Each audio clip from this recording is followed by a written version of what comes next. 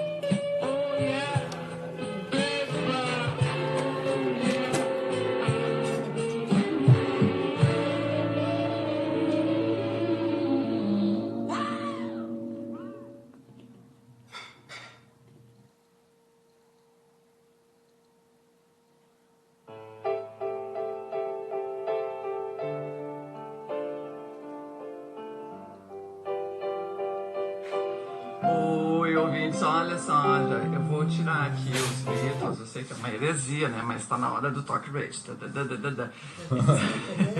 Então a gente ouviu aí Meu Pobre Blues, do Sérgio Sampaio, que é uma música que ele fez para o Roberto Carlos, né, ele queria que o Roberto Carlos gravasse, o Roberto Carlos obviamente não gravou, mas ele gravou e é bacana, né, que ele fez um blues para o Roberto gravar, o Roberto não gravou, ele gravou e é uma bela, bela música. E antes teve o Caetano e o Chico, do show de ontem no Rio de Janeiro, fazendo campanha para o Freixo, Marcelo Freixo, candidato do PSOL à prefeitura de... Rio de Janeiro. No Rio de Janeiro, que conhece ele? Ele é maravilhoso. Chega aqui perto, Ele é maravilhoso. É mesmo? De onde tu conhece, Cris? Eu tenho assistido entrevistas dele, né? E ele é uma pessoa, assim... a mim me pareceu que eu podia confiar na minha intuição. Sim. Ouvindo as coisas que ele tem feito, assim... Parece uma pessoa bem séria, né? Bom, pra ele mobilizar o Chico e o Caetano, simplesmente o Chico e o Caetano, tipo, esse cara só pode ser bacana, entendeu? Eu me encho de felicidade quando... Lá vou eu, mas vai chorar. Quando eu percebo pessoas que têm assim, um movimento que eu posso admirar na política, porque... É difícil, né? Que triste, né? Bah. Que triste, mas eu acredito que é possível a gente ter uma atividade pública ligada à condução, assim como a política, que seja séria, que seja digna, íntegra, que seja assim, que a gente possa se orgulhar. E do que eu tenho acompanhado dele, ele é uma pessoa realmente com propósitos muito firmes, assim, com muita competência. Que legal, tu sabe que hoje eu vi abri o jornal e vi a foto da Marta Suplicy. Aí o que é aquilo? O rosto todo deformado de tanto procedimento, como se diz, procedimentos cirúrgicos. Estica e puxa, estica. Ela tá com o rosto assim de praticamente um ET, né? Com uma roupa que é da cor da poltrona, então parecia assim que ela tava, como é que eu vou dizer, sabe aquela coisa de camuflagem assim pra se esconder e dizendo fingindo surpresa. Eu vou mostrar pra vocês, fingindo surpresa por ter sido indicada ao Ministério da Cultura. Porque ela começou a apoiar o cara lá, o Haddad, né? Podem ir falando enquanto eu pego. Mas eu vi ontem as notícias que ela subiu, mas ela já estava meio cotada há tempo que se falava no nome dela dela e Danilo Miranda do Sesc de São Paulo. O Danilo também chegou a ser cotado para assumir o Ministério da Cultura. O Danilo Miranda de São Paulo, do Sesc de São Paulo. O diretor do Sesc de São Paulo. Olha aqui o que eu tô falando. É verdade. É assustador. Mas olha, tão bonito envelhecer. É difícil, tão bonito envelhecer, né? É difícil, né? É exigente envelhecer, né? Mas quando a gente sabe envelhecer bonito, tem tanta gente que envelhece bonita. Olha a Ida, tu não viu a Ida lá? Tá linda, gente, ela tá linda. A Ida é a atriz. Saiu o livro Por isso que eu esqueci de trazer pra Cris.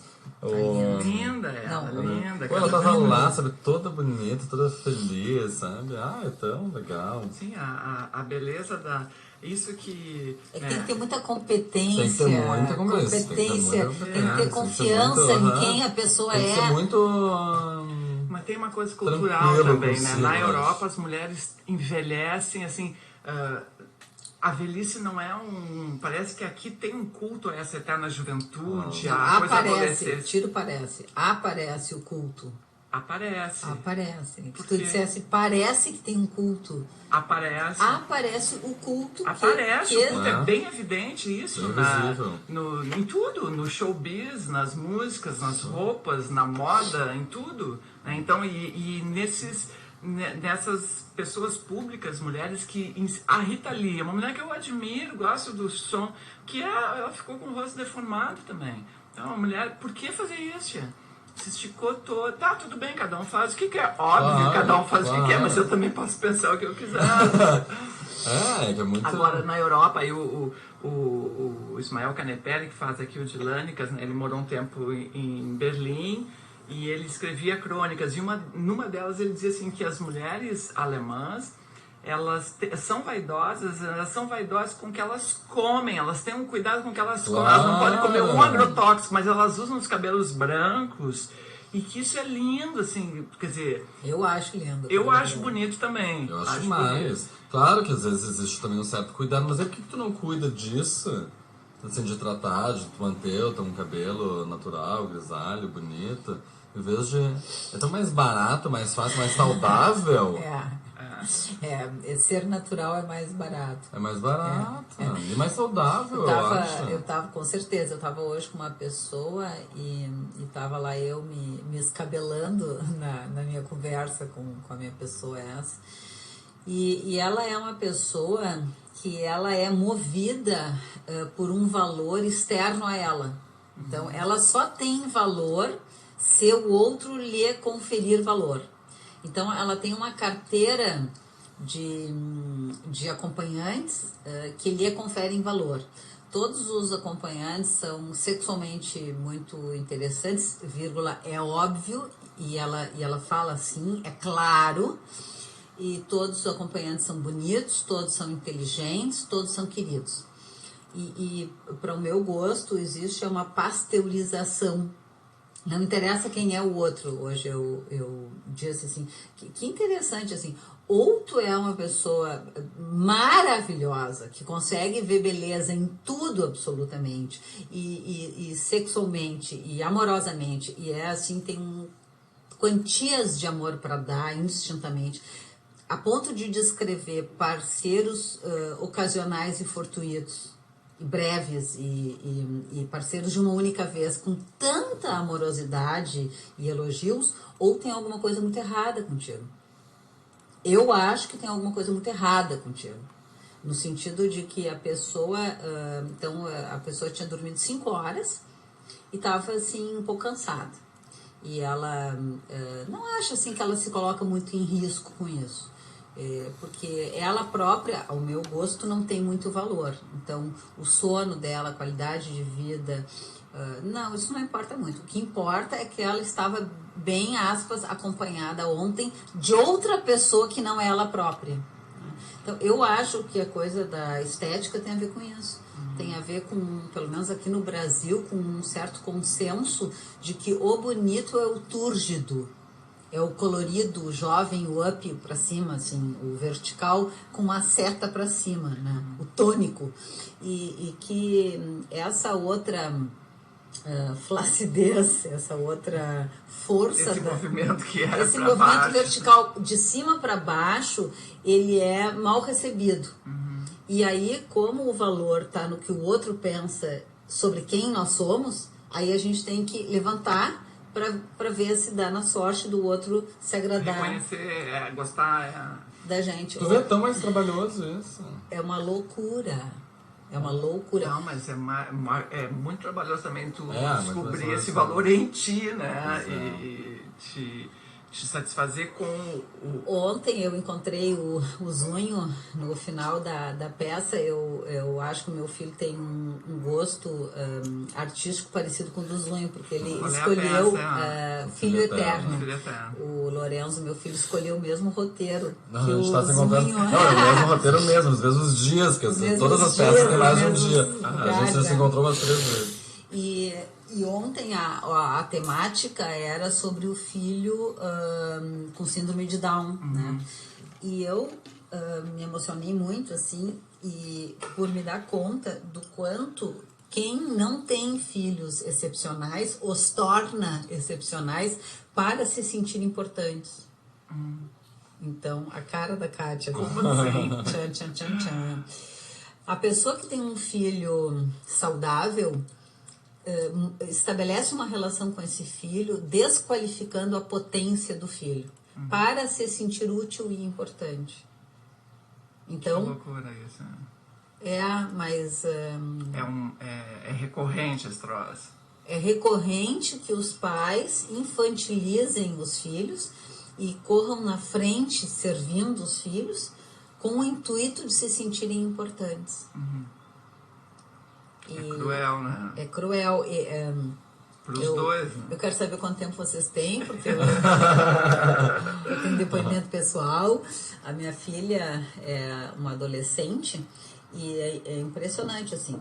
Se eu acordo de manhã mais cedo com o intuito, com o propósito de acordá-la e de servir um café da manhã para ela que eu considero saudável, eu imediatamente assumo uma posição de que ela precisa de cuidados. Quando eu assumo essa posição de que ela precisa de cuidados, um determinado tipo de cuidado, que é esse alimentar, eu em seguida começo a me ralar, eu vou dizer assim para ser suave, porque eu começo a querer ter uma ingerência sobre o que ela está comendo. Aí ao meio-dia, quando ela não precisa que eu acorde ela e não precisa que eu leve o prato de comida na cama... Ela espera por isso. Não, e de manhã ela também não precisa, ela só prefere. Né? E eu, aspas, loucamente também. Aí ao meio-dia, quando eu vejo ela tão desperta, cheia de autonomia, fazendo escolhas alimentares que eu considero péssimas, eu começo a ter um faniquito. E o ponto é que nós nos importamos, porque respinga em nós, 2, porque a gente quer mandar no outro, com o modo como quem a gente ama cuida de si. Então, respinga em mim, porque quando ela se sente, quando ela se sente gorda ainda não aconteceu, mas se ela se sentir, vai respingar em mim, porque eu conheço um pouco ela e sei que isso ela não admira, né? Então, quando ela se sente feia, quando ela... Né? Então, o quanto nós dependemos de quem nós amamos e do modo como o outro se cuida. E o quanto essa fração desliza para a vontade de mandar no outro, né? Que é de outra natureza. O quanto o amor se intoxica do desejo de controlar. Né? Então, ontem na peça era muito claro assim, a limitação de ter um filho com síndrome de Down. E o quanto se a gente se movimenta nesse espaço de dar o espaço para o outro ou exigir no sentido de que a gente não faz pelo outro, né? Eu acho esse tema um tema... Parece muito bom. O texto é muito forte. De uma grande conversa. É um monólogo. É um monólogo. O ator é maravilhoso, Charles, não me lembro o nome dele. E um cara super querido também. E ele arrasa, o texto é maravilhoso. É um monólogo com texto bom e com um ator bom e texto bom. Então não tem como dar errado. Mas tem momentos de... É uma coisa... A Ida fala muito isso no livro, assim, de como o teatro é forte, né? Como o poder do teatro, porque a gente vê isso em muitos momentos. Mas claro que é um momento de reflexão, de tu prestar absoluta atenção num texto e o cara tá ali te jogando na cara, te mostrando tanta coisa, te aprofundando e tu não tem muito pra onde ir, né? Tu pode, uns mais que quiser, pode pegar um celular, tu pode, se levantar e ir embora. Pode abstrair, pode ficar viajando, né? Mas quem para pra ouvir aquilo e aí o mérito do ator também de se fazer ouvir, de fazer com que o público preste atenção nele, entre naquela história, naquilo que ele tá contando. Gente, é uma coisa... Tem momentos assim, que eu tinha vontade de botar a mão na cara, assim, tipo, gente, eu não acredito, sabe? É pesado, é forte, mas é bonito, é importante, sabe? Eu achei muito... Sai da peça, assim, pô, que trabalho, vida... sabe? Que bom, né? Que tem... Agora, o teatro é incrível, né? Nisso de... Tá todo mundo ali respirando o mesmo ar e é um corpo, uma voz, uma vontade e outros corpos. É isso, não precisa mais nada além disso. Nada. Agora tem assim, tem essa coisa assim, a gente vive numa coisa de tudo é espetáculo, né? Tudo é... Exato. Então tudo é... Mas tu sabe que até com Mãe Coragem, que a Cris a gente se encontrou... Mãe Coragem a gente se encontrou também, né? No Mãe Coragem que a gente se encontrou, é um espetáculo, carro-chefe do festival, um grande grupo da Alemanha, etc. Tem um cenário grande, tudo, mas o espetáculo não é espetacular nesse sentido que você está falando. Não tem, assim, pirotecnias, não tem pessoas voando, pulando, dançando... E no final, tem muita gente que é engraçado, principalmente pessoas da nova geração, que falam, eu acho chato, Gente, eu acho aquilo tão bom. Aquilo é teatro. Simplesmente teatro. Tem atores maravilhosos, um texto muito bom, uma caracterização boa de cenário, figurino, maquiagem. E no final tu te emociona. Eles contam uma história e te emocionam. Pronto, pra mim é só o que eu preciso. É muito difícil, assistir só é muito difícil conseguir no teatro. Mas... é o que eu quero, pelo menos é o que eu quero quando eu vou ao teatro, é ouvir uma história e me emocionar. E sair de lá um pouco diferente, sair de lá transformado, sabe? Quando o Zunho e a Kátia falam isso, eu fico pensando o seguinte, que na vida cotidiana nós não temos intérpretes tão convincentes. Né? Nós não convivemos, em geral, com pessoas tão bem aparelhadas na arte de comunicar o que elas sentem. Só que a gente pode se aparelhar mesmo não sendo ator. né? E o fato de procurar uma comunicação e procurar e manter-se no propósito de comunicar, para mim muda tudo. Então, claro que se anestesiar num teatro é mais difícil do que na vida cotidiana. Bom, mas então nós que estamos na vida cotidiana, a gente pode se aparelhar na comunicação dos nossos afetos, das nossas ideias, para tornar mais simples para o outro se afetar com o que a gente está dizendo e, por outro lado, tornar mais difícil que o outro se evada de nós. E eu acho que, eu me lembrei do curso que tu deste sobre comunicação, e eu acho que sim, uma das coisas mais importantes da educação é que a gente invista na comunicação. Que a gente comunique para o outro verbalmente com tanta atenção o que a gente sente e pensa, que fique mais difícil para o outro se anestesiar no convívio conosco. Eu vejo que tem pessoas que falam com tão pouca propriedade, com tão pouco sentimento, com tão pouca atenção no que elas falam, que é muito fácil que as pessoas não escutem. Eu que trabalho com grupos, eu vejo que tem pessoas que abrem a boca e o grupo para ouvir. Tem outras pessoas, coitadinhas, que se dão muito pouco valor e que investem muito pouco na sua habilidade interpessoal, que elas falam e os outros começam a falar por cima e foda-se. Começam a viajar. Foda-se. A pessoa não tem o respeito, não tem expressão nenhuma. E isso também é porque ela não se dá valor. Também é porque ela não se ocupa daquilo que ela está se aparentemente propondo. O Zunho falou que o ator ontem era excelente. Olha, exigente não ouvir o que ele tinha para comunicar. Porque ele comunicava com uma clareza coisas horrorosas sobre o que nós sentimos. Quando o Zunho falou que dá vontade de pôr assim, a mão na cara, eu me abanava e me assoprava num calor, assim, numa vergonha de ver o outro confessando coisas que eu sinto. E que é muito importante ter coragem para reconhecer que eu estou sentindo. Eu não estou nem dizendo que tem que comunicar, mas assim, coragem para reconhecer que a gente sente umas coisas horríveis. E que se a gente tiver coragem, para sentir, 2, para afirmar publicamente, é muito útil que a gente tenha competência. Talvez tenha uma coisa que você admitir que a gente sente, né? Sentir, reconhecer e admitir, tá, eu sinto isso. Aí quando consegue verbalizar, um outro... Mas não necessariamente precisa verbalizar não, claro isso, que né? não. Vai ficar, olha meus podres, vou te dizer, eu pensei em te matar ontem. Tô morrendo de inveja de ti. Eu quero que tu te foda, mas olha... Eu tô dizendo. Que a minha terapeuta disse que é melhor eu verbalizar.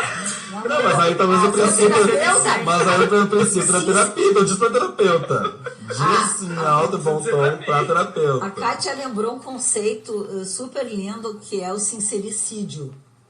Não estou propondo sincericídio.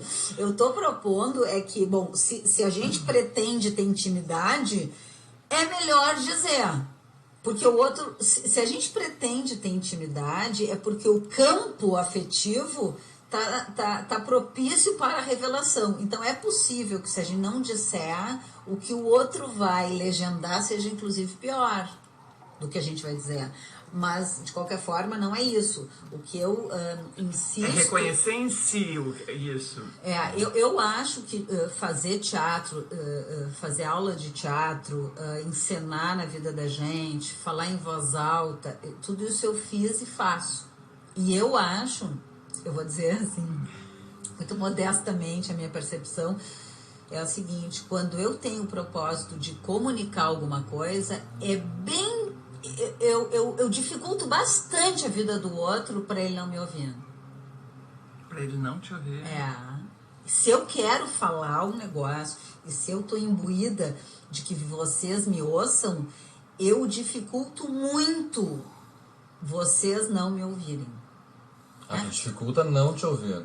Eu dificulto o cara não prestar atenção. Não prestar atenção. Se eu tô falando com a Kátia e a Kátia, eu sinto que a Kátia não tá prestando atenção e o olho dela tá num outro lugar, eu vou dar um jeito inclusive dizer o seguinte: tu tava olhando pra porta, bateu? E aí eu tô dizendo pra Kátia: olha, eu tô vendo que tu não tá prestando atenção em mim. Né? Então, assim, eu recomendo que as pessoas façam teatro, que elas façam aulas de teatro, que elas falem em voz alta, que elas aproveitem essas experiências de ir ao teatro para perceber como, quando alguém tem um propósito de se comunicar, como a pessoa pode usar uma tecnologia para isso. Então, sim, quando o Zunho disse, é importante a pessoa identificar. Bom, eu trabalho com isso, né, com tecnologia emocional, para que a pessoa identifique intramuros, como diz a Kátia. Não precisa comunicar. Esse é todo um trabalho.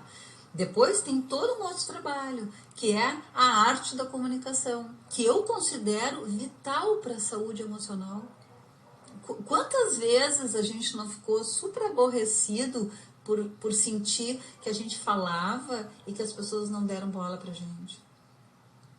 Bom, eu tenho uma longa lista de perceber em mim o desejo de comunicar um negócio e eu comunico e o outro simplesmente muda de assunto e eu me sinto não ouvida.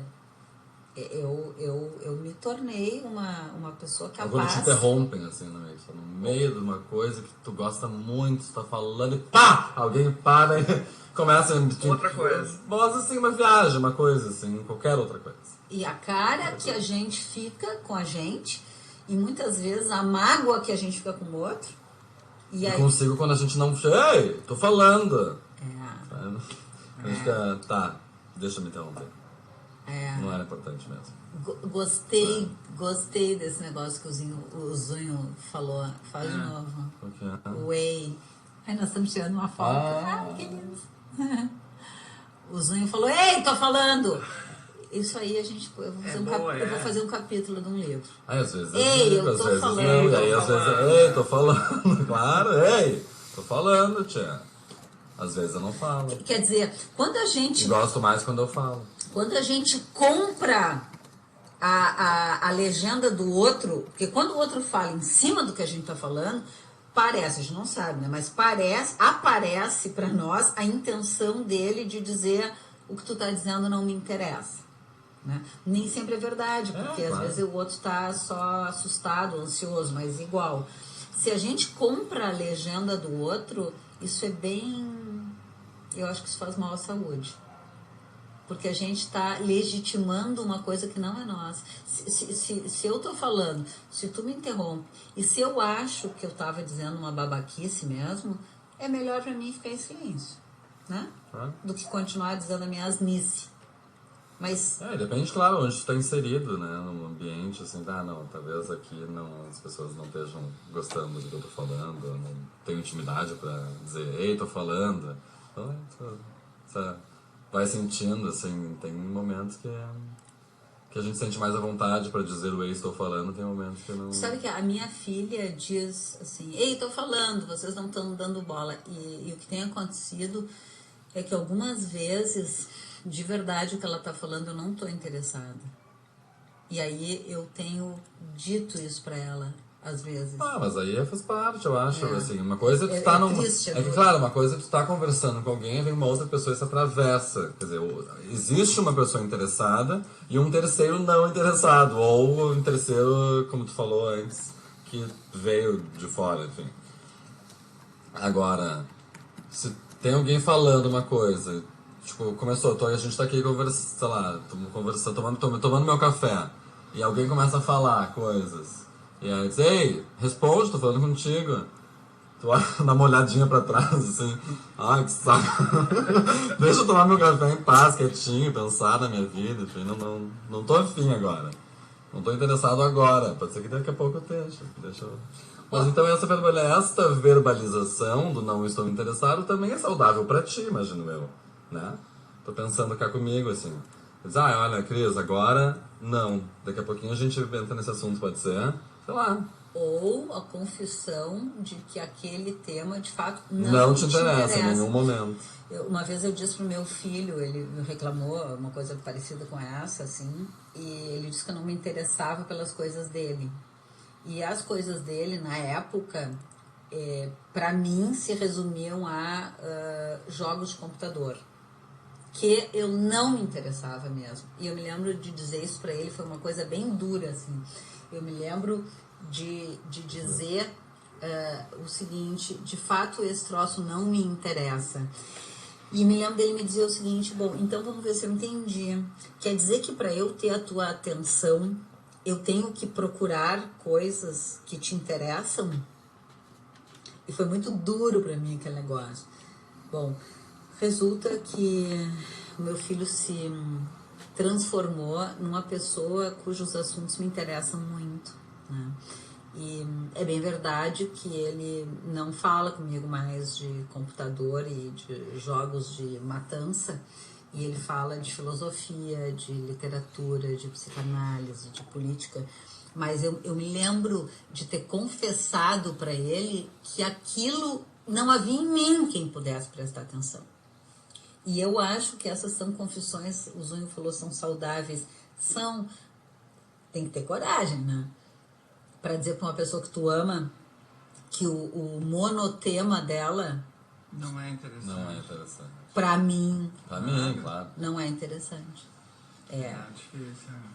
Né? Porque a gente quer fingir um interesse. A gente se interessa pela pessoa, mas não por aquele assunto específico. E às vezes a gente cria também uma coisa, eu tô pensando assim, alto agora, a partir do que a gente tá falando, porque às vezes tem uma criança que, querida ali, conversando contigo, e ela te mostra uma coisa dela, assim, uma brincadeira, alguma coisa, qualquer pessoa, na verdade. A gente traz um assunto e tu queres te aproximar dessa pessoa. Aí tu dá importância para aquele assunto que, na verdade, talvez não te interessa. Só que aí a pessoa vai voltar ao assunto eventualmente. É uma estratégia de aproximação. Uma estratégia de aproximação que daqui a pouco vai te cansar, porque ou tu passa a te interessar por aquele assunto, ou vai chegar um momento que, na verdade, aquele assunto não me interessava. Mas eu gosto de ti. Sabe, uma pacientinha minha, é genial isso. Ela diz o seguinte, que ela descobriu um jeito de conversar com o marido dela. É falar de um assunto que ela não tem interesse nenhum, mas que ele tem interesse. Então ela só diz o nome do assunto. Assim. Ela lança o tema. Ela lança o tema e ele fala vivamente sobre o assunto. E ela olha para ele e concorda com ele e faz de conta que está prestando toda a atenção do mundo, porque fora daquele assunto, eu vou atualizar os dados, ele dormia, né? Ele era uma pessoa que acorda muito cedo, trabalho o dia inteiro, eles só se encontravam à noite e ele era profundamente sonolento à noite. Então, a única maneira que ela tinha de manter o cara acordado era falar o tal do tema, né? Até que ela contou pra ele. Ela fez exatamente isso que o Zunho falou. E aí ele veio pra análise. Aí ele veio pra análise. Aí agora ele veio porque ele se deu conta do seguinte, que aquele tema que pra ele era interessante, pra ela não era interessante. E que então era bom pra ele, se ele quisesse manter o casamento dele, ter outros temas. E aí ele olhou pra ele e achou que ele não tinha tema nenhum. O tema era um esporte. E aí ele foi descobrir, ele hoje é um homem com muitos temas. Porque ele tem toda uma atenção com ele, mas foi exatamente... Eu disse pra ela, olha, eu acho que tu vai ter que contar pra ele. Porque ele agora te olha e começa a falar aquele assunto que tu não tem interesse nenhum. Então... E ele só fala disso, ela não tem interesse naquilo, é difícil de aguentar um casamento. Não dá. A gente não consegue manter a saúde. Tu até mantém o casamento, mas a saúde não. Sim.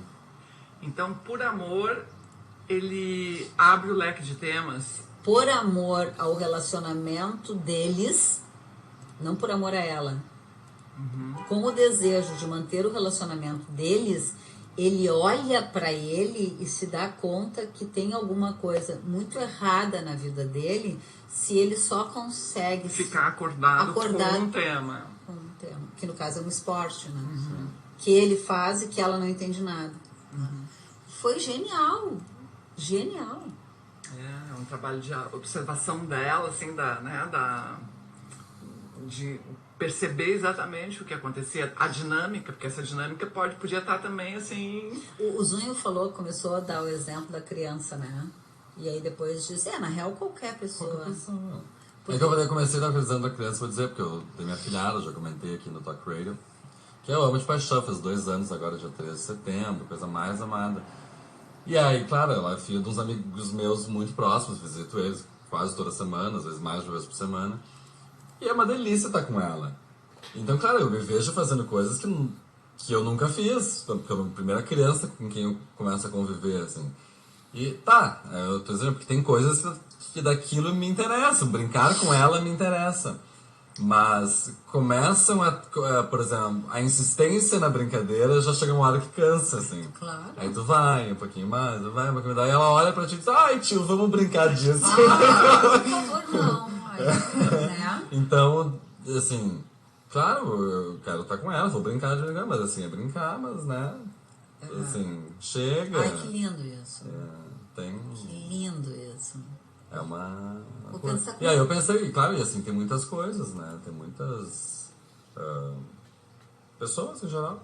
Pessoas de trabalho, pessoas, amigos, pessoas que tu passa a conviver, ou que tu conhece, te encanta por algum motivo, um velhinho, uma avó, sabe? Surgem pessoas com quem tu quer estar junto e aí tu fica buscando aonde tem buscando a Kátia falou que é uma estratégia de aproximação, né? Uma estratégia de aproximação. Só que a estratégia de aproximação para a saúde convém que não se cristalize, né? Sim, ela tem que sempre do mesmo modo, né?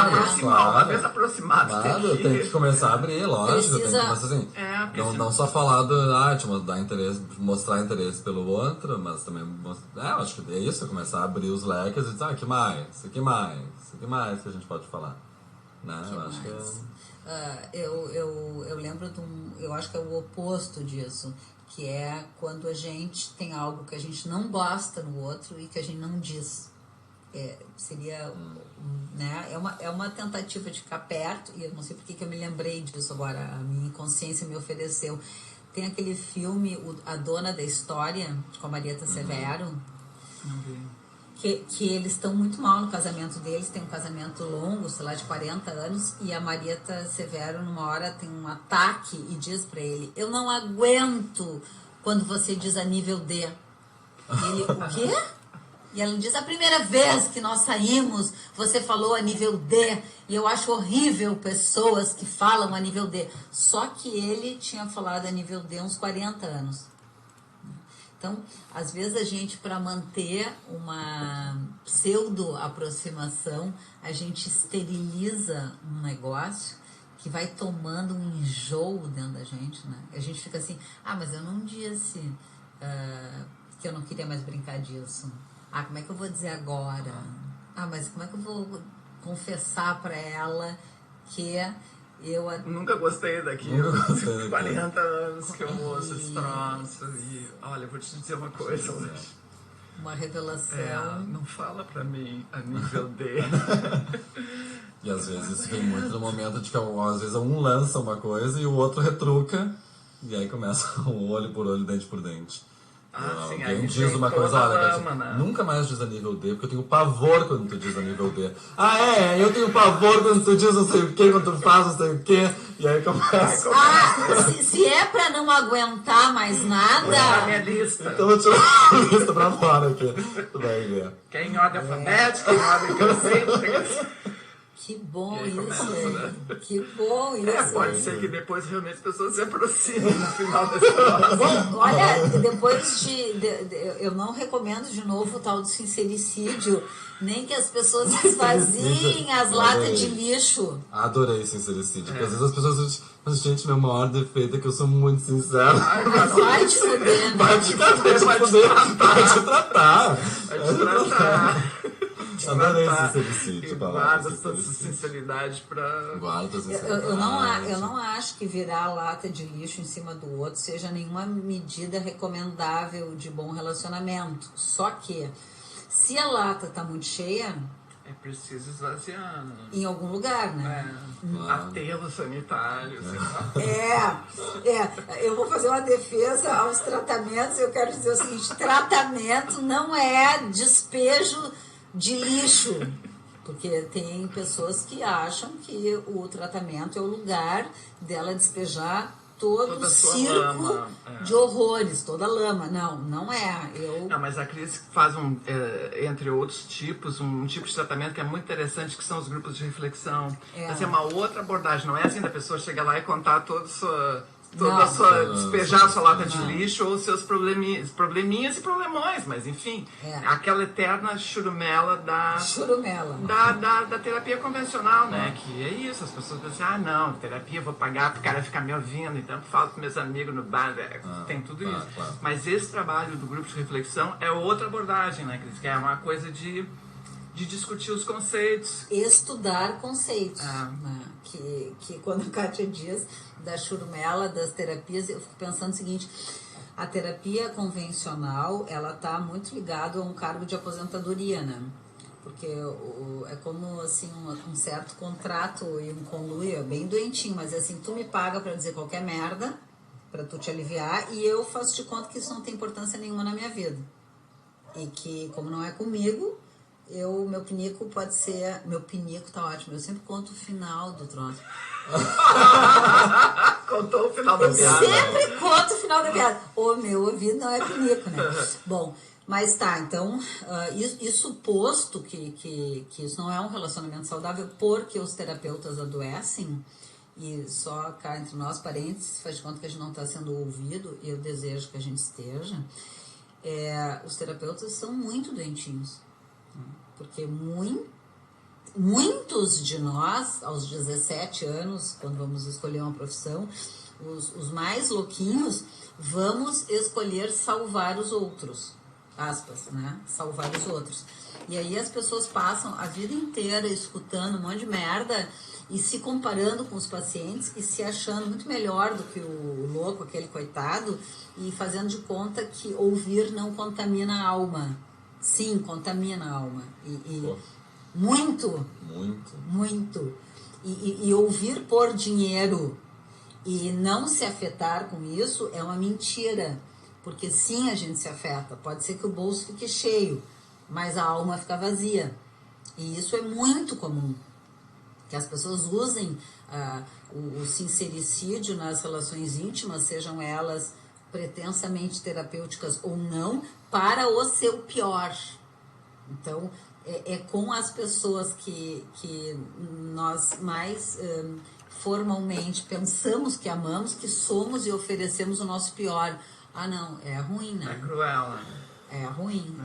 É bom que a gente tenha, assim, uma dose importante de observação e veja que muitas vezes essas relações, tanto que as pessoas dizem família é bom em foto, porque é exatamente a propósito dessa proximidade física que as pessoas se dizem coisas horríveis, né? Tem o texto maravilhoso, famoso do Nelson Rodrigues, é o álbum de família, né? Que é isso, o álbum que ela começa a peça descrevendo um porta-retrato da família, linda, e aí começa a história da família, né? As loucuras, os preconceitos, aí isso que a gente estava falando antes da peça ontem, sabe, do tratar um filho, ele fala mongoloide, porque ele fala que na década de 80 não existia o termo síndrome de Down, então ele chamava de mongoloide, e tu tratar o teu filho como mongoloide, e essas coisas todas, isso é muito normal, muito... comum, eu acho. Uma das coisas que eu acho que é importante que a gente possa se dar conta de promover a saúde é promover espaços familiares para que a gente alimente a alma, para que a gente se divirta e não transformar a família numa banalização de convívio. Tipo, moramos todos no mesmo lugar, um paga as contas dos outros e era isso. Então, quando eu encontrei o Zunho e a família dele no teatro, eu fiquei bem feliz, assim. Eu acho que é ativo o procurar zonas de contato com as pessoas que a gente ama, zonas de irrigação, assim, de boa comida para a alma.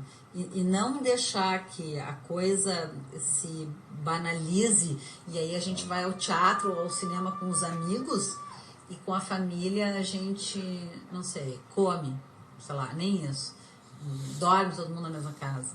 E a gente vai tirando essa seiva, esse viço das relações, né? Eu acho que é importante que a gente invista nessas relações amorosas dentro da família.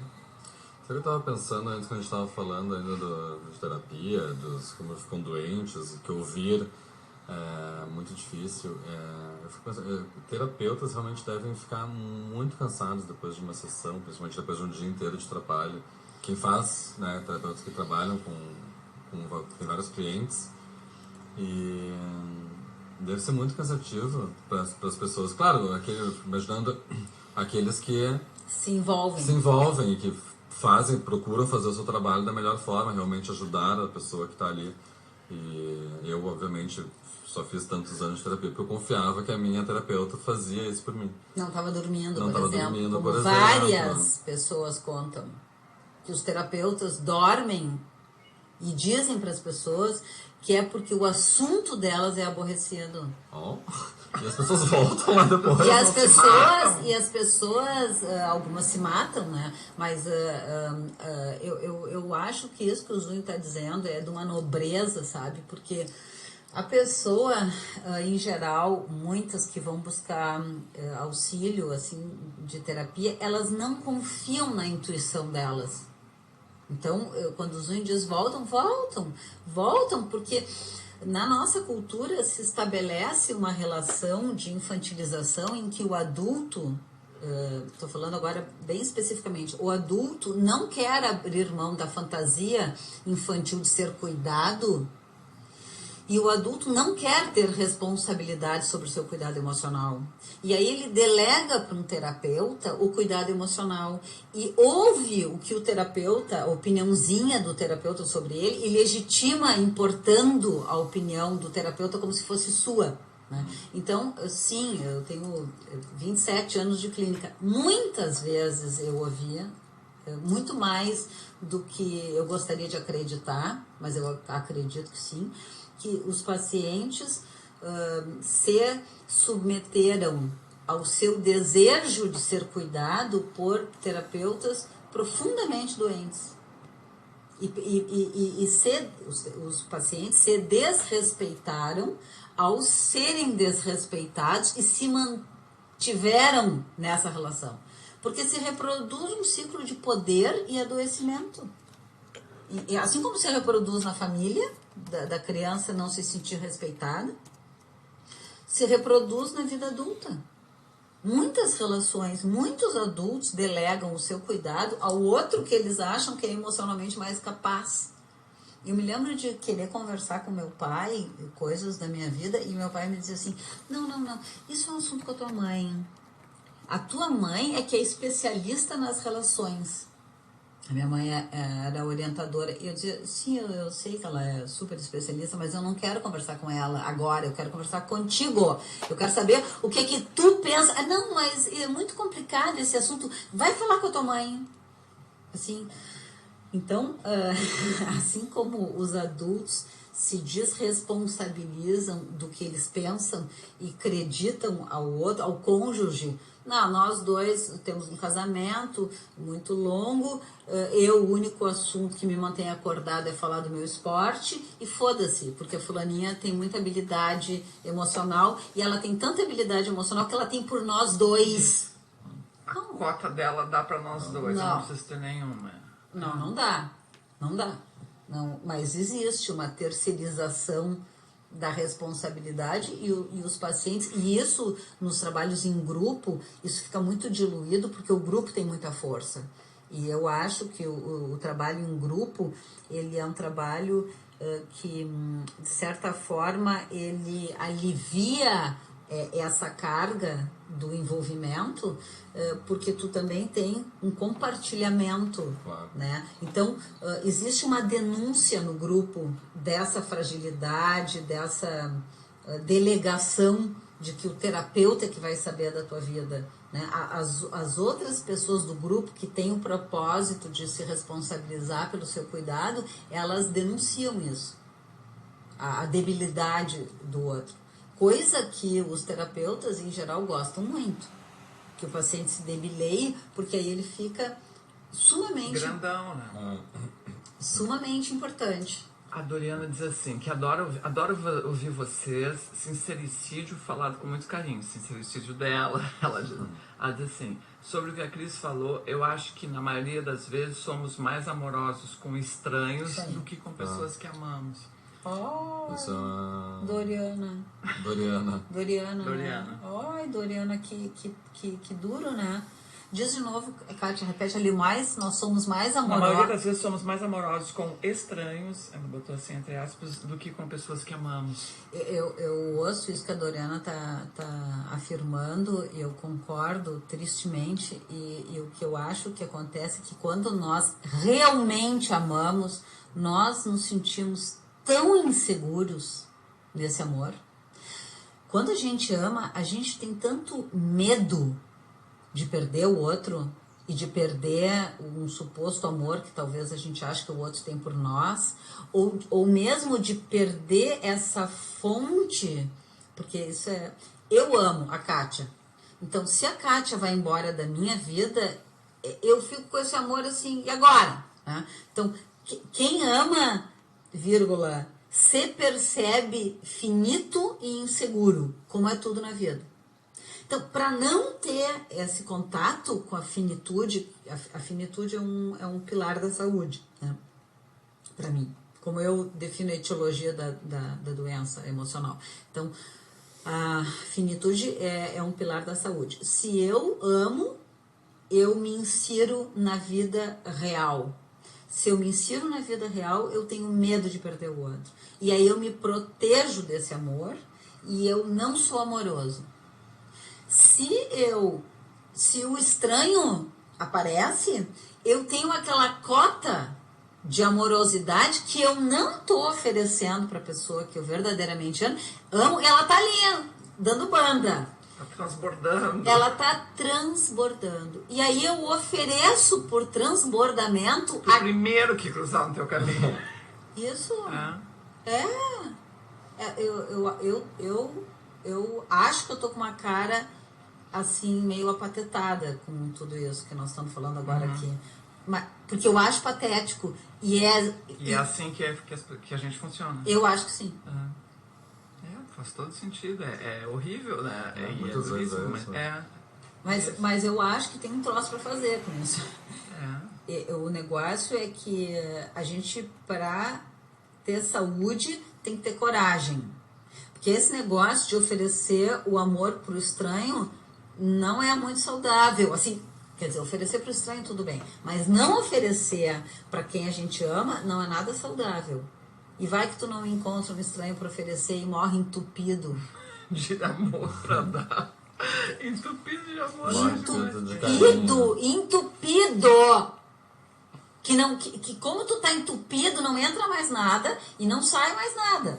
Tu tá entalado com aquele negócio ali. Quantas vezes a gente se entalou em relacionamentos que não dá para confessar para o outro o quanto tu ama, porque tu observa que o outro faz um mau uso daquele negócio. Eu digo para o Zunho que eu amo ele e o Zunho começa a me esnobar. Então, Bom, eu fui entalada a minha vida inteira nesse troço. Eu me entalei 1 milhão de vezes, e de vez em quando ainda me entalo. Que eu fico com uma dose de amor que é dirigida a alguém e que eu percebo que não é bom para mim oferecer. Porque o outro não faz um bom uso. E aí o que eu faço com aquilo? Eu preciso ter coragem de reconhecer que aquele outro não tá sendo bom para mim, para poder me dirigir verdadeiramente ao outro amor, né? E não assim aos estranhos, porque o mundo pode ficar aparentemente melhor se todo mundo for amar os estranhos, mas e os de casa, como é que fica? Eu me lembro que eu comentei uma vez isso, que até isso, né? Às vezes tu sente uma coisa com uma pessoa e tu comenta com outra aquilo que tu sente pela pessoa. E eu me lembro que uma vez eu cheguei pra uma tia minha e disse, do lado da família do meu pai, e disse pra ela como eu me sentia seguro e bem e tranquilo, assim, saudável, né, falando a palavra, quando eu tava com a minha avó, mãe da minha mãe, porque a mãe da minha avó, a mãe do meu pai morreu, eu era muito pequenininho. E eu falei, é tão gostoso estar com a minha avó, é tão bom assim, por que tu não diz isso pra ela? E aquilo me pegou meio de surpresa, porque realmente eu nunca tinha dito pra ela, assim, avó, como eu me sinto seguro dentro de ti, parece que quando eu tô pertinho de ti, assim, tudo tá bem, sabe? Lindo, né? Gostoso. Lindo, né? E aí eu fui lá e disse. Porque aquilo me pegou de surpresa, por que eu nunca disse isso pra ela? Para que é a pergunta que eu ofereço na minha tecnologia? Para que? Para que o Zunho nunca disse pra avó dele isso antes? E eu acho que é para não ter contato com a finitude. Para negar a finitude. Eu acho que quando a gente tem um amor e a gente confessa esse amor para o outro, a gente se insere na vida real e a vida real tem essa dureza da finitude. O programa, inclusive, acabou com a finitude. Não, foi genial, muito bom. E queria agradecer, então, a Cris, ao Zunho e a vocês que acompanharam o programa. Vai ficar postado aqui em podcast para vocês ouvirem a hora que quiserem, ouvirem várias vezes por dia, porque é bacanésimo. Valeu, Cris. Doriana, te faz presente. Então tá, galera, até. Deixa eu arrumar aqui o negócio para tirar.